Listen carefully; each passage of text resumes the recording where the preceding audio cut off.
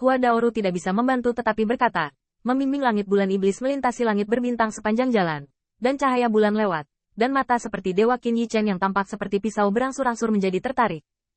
Sangat disayangkan dia hadir dengan tubuh bawaan, yang membuatnya sulit untuk merasakan peluang dari klan naga yang sebenarnya. Tidak hanya itu, bahkan langit berbintang yang luas muncul di mata Qin Yi Chen. Dia telah menggunakan waktu dan ruang untuk menembus ke masa depan, ingin melihat apa yang telah terjadi. Tentu saja, Yao Yuekong juga waspada. Pada saat yang hampir bersamaan, dia dan Qin Yi Chen berteriak dengan suara rendah pada saat yang sama. Ada klan Xiawang di tempat itu. Sama seperti Qin Yi Chen melihatnya dan Yao Yuekong merasakannya. Pada saat ini, di dalam bintang yang dirasakan Hua Daoru. Ini adalah tempat yang telah lama dimakan oleh Zerg, dan hancur sampai ke titik kehidupan, hanya menyisakan pecahan bintang. Tempat ini sangat terpencil, seolah-olah 5 ahli Zerg telah memutar untuk menghindari Kaisar. Mereka tidak akan pernah datang ke sini. Sepertinya tempat ini sudah lama dijarah dan sudah menjadi gurun, tidak ada yang peduli. Gemuruh. Tetapi pada saat ini, dia melihat semburan cahaya jahat menyapu ruangan, dan langsung memotong gunung yang rusak, menyebabkan bumi tenggelam jauh ke dalam lubang dan jurang yang dalam. Di sekeliling langit, sekelompok suku Xiawang yang kuat berdiri dengan bangga, dan Xie Feiling juga ada di antara mereka. Benar saja, ada misteri. Fluktuasi pada saat itu barusan ada di sini. Seorang raksasa dari klan Xiawang berdiri di ngarai, dan di bawah kakinya, ada seperti gua. Gua ini tidak tahu kemana arahnya, seperti gua yang dibangun oleh penduduk Zerg atau bahkan tempat berlindung, dan permukaan gua juga memiliki gelombang yang bersinar untuk menghalangi orang luar. Larangan di sini masih bungkam barusan. Ini karena kita tahu kita sudah menemukan pintunya, jadi kita tidak menyembunyikannya. Saya tidak tahu peluang apa yang tersembunyi. Cepat buka probe, dan hati-hati ditemukan oleh kaisar lain. Jangan khawatir. Permaisuri sibuk mengejar dan membunuh anti pencuri di dunia serangga, jadi dia tidak punya waktu untuk berbicara dengan kita. Kekuatan besar klan cahaya jahat juga cukup terkejut dengan penemuan itu, tetapi mereka melihat semburan kecemerlangan, dan hanya merasa bahwa kecemerlangan itu sebenarnya adalah jaring kedap udara yang ditenun oleh benang sutra yang tak terhitung jumlahnya. Pintu gua tertutup, dan ini adalah kesempatan untuk klan naga sejati. Bisakah kita menanganinya jika kita bergerak terburu-buru? Salah satu raksasa klan cahaya jahat berbicara, dan murid ajaib di bawah awan jahat waspada dan ragu-ragu. Arti dan bobot dari 3 kata klan naga sejati cukup untuk membuat mereka sangat berhati-hati. Bahkan era naga sejati belum ketinggalan, jadi wajar saja tidak ada kekurangan orang kuat yang ingin dilewatkan, tetapi hasilnya mereka terkubur di peninggalan banyak naga sejati dan bahkan kuburan kekaisaran. Tidak ada pembangkit tenaga listrik kerajaan dalam perjalanan mereka. Jika bahaya reruntuhan terlalu menakutkan, konsekuensinya pasti sulit untuk dikatakan. Namun, banyak pembangkit tenaga klan Xiawang lebih peduli tentang kemungkinan klan naga sejati daripada khawatir. Xie Feiling bahkan lebih meremehkan apa yang disebut bahaya dan hanya merasa terlalu berhati-hati. Jika naga asli benar-benar sangat kuat, apakah akan dihancurkan? Menurutku, itu mungkin kesempatan yang hancur.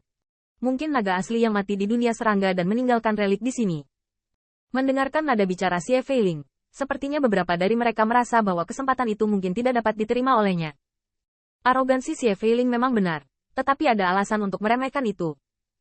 Bayangkan saja, Qin Yi Chen dan yang lainnya hanya bisa merasakan fluktuasi sekarang. Hua Daoru, yang merupakan klan naga Huaxu sejati. Tetapi bagaimana klan Xiawang bisa merasakannya? Semua ini karena kekuatan besar klan Xiawang yang berdiri di ngarai, dan lampu kaca di tangannya. Lampu glasir berwarna seperti lentera, namun menggunakan sisik naga sebagai tiang lampu, kumis naga sebagai sumbu, dan darah naga sebagai minyak lampu. Klan Xiawang juga seorang kaisar, dan tidak mengherankan bisa membawa harta karun tersebut untuk mengeksplorasi nasib naga sejati. Dan barusan, darah naga dari lampu kaca ini menyala tanpa bisa dijelaskan. Meski padam dalam sekejap, mereka masih mengandalkan arah goyangan saat darah naga terbakar untuk mencari tempat itu. Klan Xiawang dan Neng berdiri di ngarai memiliki ekspresi serius. Jika Anda ingin membuka batasan ini, Anda harus menggunakan belenggu klan naga sejati. Dengan kata lain, jika kamu ingin membuka relik ini, lampu kaca darah naga ini harus dikonsumsi. Ini juga sesuatu yang Xie Feiling rasakan tidak berharga. Bagaimanapun, cangkir gelas darah naga ini mungkin tidak begitu kuat, tetapi jarang menang. Terutama ketika era naga yang sebenarnya berlalu, semakin sulit untuk ditiru. Jika yang mati di dalam adalah naga sungguhan yang bisa diinjak-injak sampai mati olehnya dalam 3 atau 2, bagaimana relik itu bisa lebih baik? Apakah perlu menghancurkan gelas kaca dan mengkonsumsi darah naga? Namun, Xie Feiling belum mencapai titik di mana dia bisa mempengaruhi sekelompok raksasa dari klan yang sama saat ini. Dia melihat kekuatan besar klan Xiawang membawa lampu berlapis darah naga diam sesaat, dan kembang api yang dinyalakan oleh darah naga terpantul di wajahnya. Setengah dingin dan setengah suci. Pertarungan. Tempat ini jelas telah dijarah oleh Zer, tapi aku tidak menemukan tempat ini. Aku hanya berharap naga sejati yang tertinggal di sini begitu kuat sehingga bisa menyeberangi laut di wilayah Zer. Jika ini masalahnya, akan bermanfaat untuk menghabiskan darah naga di cangkir kaca. Memikirkan hal ini, klan Xiawang dan Neng kejam, dan langsung menghancurkan cangkir kaca, dan darah naga jatuh di kakinya seperti gemericik. Saya melihat bahwa penahan sinar yang tidak dapat ditembus tampaknya dilembabkan, pancaran gelombang semakin banyak, dan kekuatan suku Xiawang segera melonjak ke langit. Lagi pula, dia masih sedikit cemburu, karena kehancuran ini pasti merasakan bahwa mereka bukanlah naga sungguhan, jika ada gerakan mematikan. Desir-desir. Kecemerlangan menghilang, dan itu benar-benar mundur seperti benang sutra. Setelah kekuatan ras Xiawang tidak bisa bereaksi, mereka kembali ke kedalaman gua. Gua itu dibuka, tetapi klan Xiawang mungkin merasa bahwa itu tidak menangkap benang sutra sekarang, yang agak disesalkan. Apa benangnya sekarang? Apakah itu jenggot dan urat naga? Rasanya tidak seperti itu. Kekuatan perkasa klan Xiawang itu juga merupakan mesin raksasa kaisar. Belum lagi cukup mengetahui, tapi dia masih tahu klan naga sejati. Benang sutra itu, secara tidak terduga tidak memiliki petunjuk dalam pemahamannya tentang klan naga yang sebenarnya. Ini adalah pertama kalinya aku melihatnya. Ini membuatnya ragu. Tapi Xie Feiling tidak bisa menunggu. Apa yang kau takutkan? Ada sesepuh, kecuali Kaisar Naga dimakamkan di dalam.